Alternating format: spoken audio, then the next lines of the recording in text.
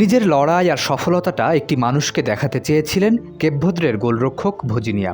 মাঠের গ্যালারিতে অথবা টেলিভিশনের পর্দায় যারা দেখেছেন তারা জানেন যেন স্পেন খেলছিল একা ভজিনিয়ার বিপক্ষে। একের পর এক আক্রমণ, গোলের সুযোগ আর শট, সবকিছুর সামনে অটল দেয়াল হয়ে দাঁড়িয়েছিলেন তিনি। শেষ পর্যন্ত তার বীরত্বেই গোলশূন্য ড্র নিয়ে মাঠ ছাড়ে কেপভদ্রে। সিয়াটলের মাঠে আসতে পারেননি ভজিনিয়ার মা। মাঠে বসে দেখতে পারলেন না ছেলের নায়ক বনে যাওয়ার আখ্যান।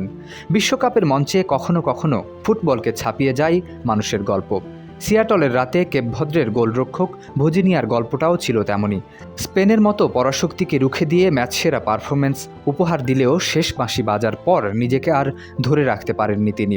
মাঠের মাঝখানে দাঁড়িয়ে কান্নায় ভেঙে পড়েন 40 বছর বয়সী এই গোলরক্ষক।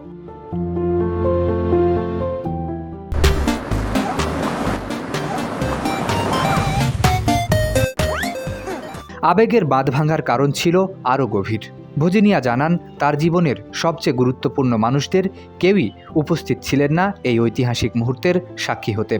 ছোটবেলায় দাদা দাদির কাছে বড় হওয়া এই গোলরক্ষক বলেন তারা কয়েক বছর আগেই পৃথিবী ছেড়ে চলে গেছেন। আর তার মা, যিনি সবসময় ছেলের সবচেয়ে বড় সমর্থক, তিনিও আসতে পারেননি যুক্তরাষ্ট্রে। ভিসা জটিলতার পাশাপাশি বড় বাধা হয়ে দাঁড়িয়েছিল অর্থনৈতিক সংকট।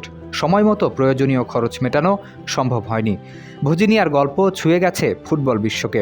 40 বছর বয়সে এমন পারফরমেন্স সত্যি অবিশ্বাস্য।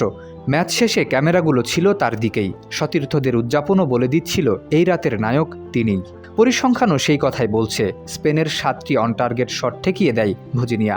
1966 সালের পর বিশ্বকাপ ইতিহাসে 40 বছর বা তার বেশি বয়সী কোনো গোলরক্ষকের অন্যতম সেরা পারফরম্যান্স এটি।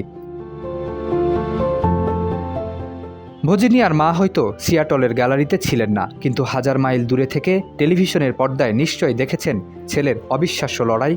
মাঠে দাঁড়িয়ে যে অশ্রু ঝরেছে ভজিনিয়ার চোখে, তার কিছু ছিল আক্ষেপের আর কিছু ছিল গর্বের। কারণ সেই রাতেই তিনি হয়ে উঠেছেন কেপভদ্রের বিশ্বকাপ ইতিহাসের প্রথম মহানায়ক।